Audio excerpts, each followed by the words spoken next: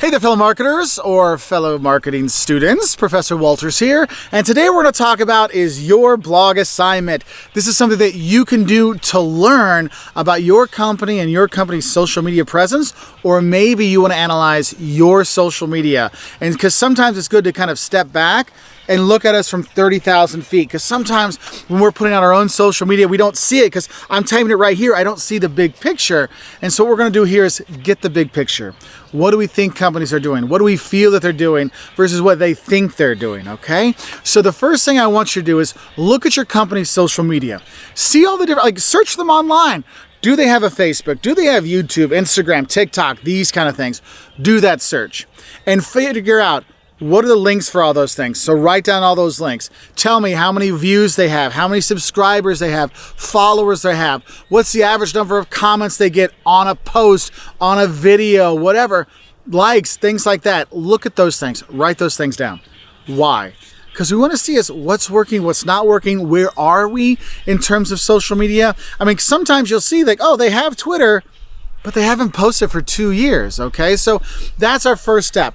You know, have your company, and it could be your own social media profiles you're looking at, or the company you're researching, put their things down. Or if it's a random company you're not working with, just like trying to test this out, do that. And then you'll start to see it's like, wait, all these different platforms, when I search from online, that's actually where it's actually coming up. If I look up the company on Google, does their Facebook come up? Does their TikTok come up? What comes up? We're looking at those things. Maybe it's LinkedIn, okay? And so you want to have all that information for all their platforms because that gives you an overall idea of where we are right now, which will come in handy later on in our other projects, okay? Now, when you start looking at each one of those platforms, you're going to go to each one and you want to look at and say, who are they targeting on this platform? So like LinkedIn, if they have a LinkedIn profile, who are they targeting here? Is it their own employees? Is it potential employees? Is it both? Is it just to show that they know what's going on in the industry? Write those things out. Who are they targeting with Facebook? Who are we targeting with Twitter? I know when I look at it for me with my YouTube videos, you know, like for this, I'm targeting my marketing students and people that want to learn marketing. But on my Instagram feed, who am I targeting there? Oh, those are just people that want random fun marketing facts, random fun business facts, random business information. They're different markets, so I'm gonna have different goals for each of those, different objectives on there. So think about who you think they're targeting with each one of those platforms, okay? And then when you look at their posts, what are their objectives with those posts? Is it to build a relationship? Is there a lot of stuff building, you know, desire to people want to buy stuff? What is it? List those things out there, explain it. And you could have a grid where like Facebook, here's who they're targeting, here's who their goals are, or their objectives are, here's what they're doing, here's the average numbers. You can do that because then it helps you kind of compare. Because what you can do is after you do your social media plan, after you develop all these things out, you can look and see how did things change? Did we change the objective of our Twitter feed after we developed all these things? It's good to have that kind of where we started, kind of like blog, kind of like spot. So then when you look back, you say, wow, we really did come far. We went from, oh, Instagram was just for random facts and fun infographics to, wow, now we've really integrated IGTV as a whole nother platform for people to watch our videos. Huh, I never thought about that. You want to have those things out there, okay?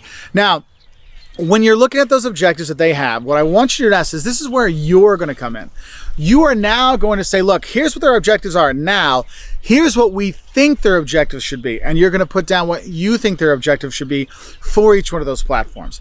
Also, you're going to put down who should their target be for each of those platforms. Okay, so you're going to do that. And so what I would want you to do is you're going to make a blog on your website, okay, and it's going to say, you know, title however you want, the social media evaluation of Nike, and then you're going to just lay it out there and make sure you're making that blog so it looks interesting for people, right?